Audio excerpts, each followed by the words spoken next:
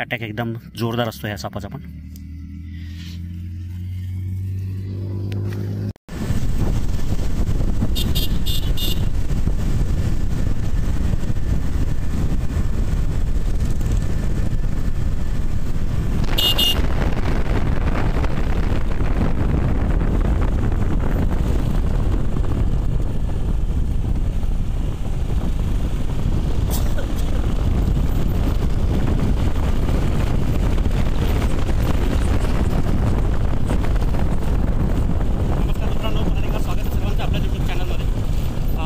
तहसील office Lonar.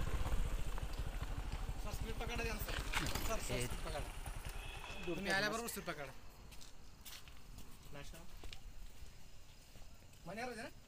नाही डुरक्या घोणस. डुरक्या घोणस. नाही घोणस म्हणजे विषारी नाही. नाही का डुरक्या घोणस. अरे मी ते चट्टे पट्टे पाहिले म्हणून मण्यारच आहे.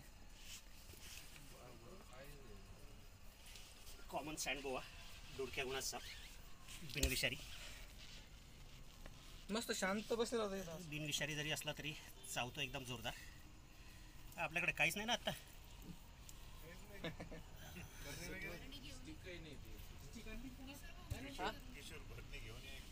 इथं सोडून देऊ ना साईडला.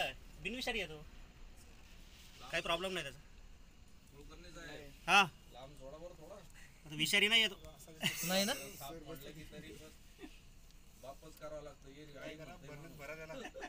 त्या दिवशी असं जाणं का दुसरे चट्टे तिच्यावर. काय ग्रामपंचायतचं मानधन दिलं होतं टँकर साठी का 5-6 जणांचं.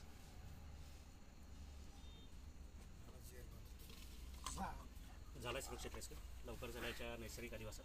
या ऑफिसपासून आता हे जंगलातच ॲक्च्युली ऑफिस आहे, गावापासून दूर. आजूबाजूला दिव्यात सोडून. दिसला कोणाला पहिले? दिसला मला दिसला इथं समोर बसलेला होता. म्हणजे शांत थांबलेला होता. बरं लगेच तुम्हाला कॉल केला. आता लाईट लावून घ्या सर पहिले. नाही हे बघा, साप चावणं हा ॲक्सिडेंट आहे. समोर जो दिसतो साप तो कधीच चावत नाही. आता किती 15-20 मिनिट झाले साप तुम्हाला दिसतोय, काही केलं का त्यांनी? पण हा जो नाही दिसणार आहे म्हणजे चुकून आपण कुठून तरी जात असतो, तोही जात असतो, चुकून आपण त्याच्या अंगावर देतो, पाय देतो आणि साप चावतो. मग तो विषारी असो का बिनविषारी असतो, ते त्याचा बेसिक इन्स्टिंक्ट आहे, गुणधर्म आहे.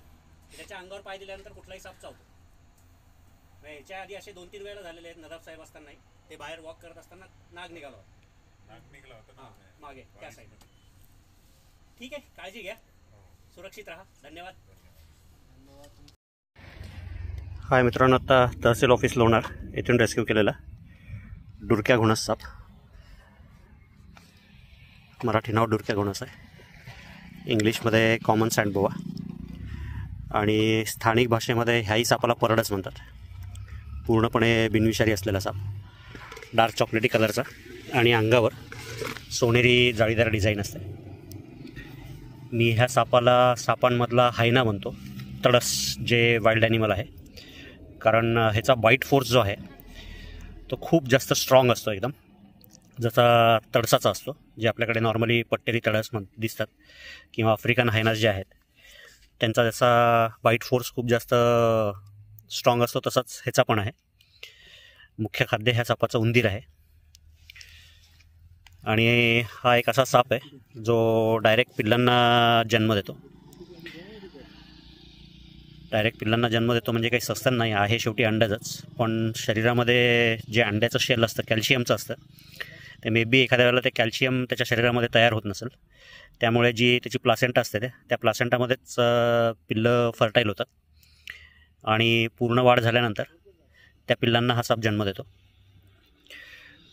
आता संध्याकाळी 7:15 वाजता ह्या सापाला आपण पकडलं आहे.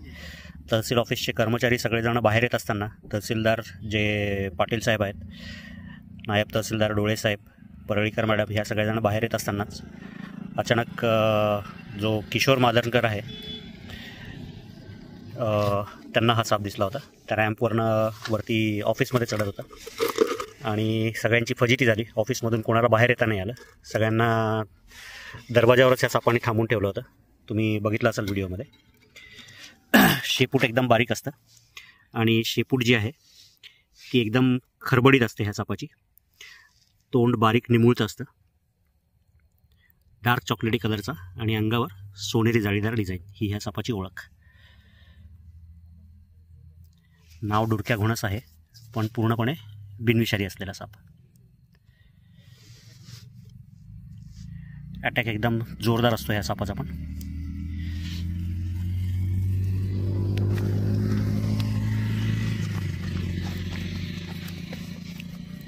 त्याला त्याच्या नैसर्गिक अधिवासात सोडण्यासाठी आपण आलेलो आहोत.